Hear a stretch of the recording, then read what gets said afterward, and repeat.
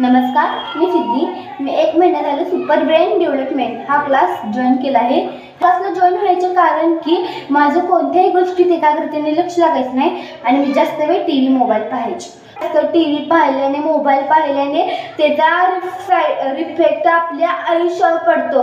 म्हणून या class join झाल्यापासून माझी टी व्ही फार कमी झाली. मोबाईल मी पाहते पण काही कारणासाठी कोणत्याही कामांमध्ये एकाग्रतेने लक्ष लागते. आणि या क्लासमधून मला कळालं की आपण आपल्या कुऱ्हाडीला धार लावायला पाहिजे. आपली कुऱ्हाड म्हणजे आपले ज्ञान, आपली बुद्धी आणि आपण कोणतेही काम करताना ते शेवटपर्यंत पूर्ण केलं पाहिजे.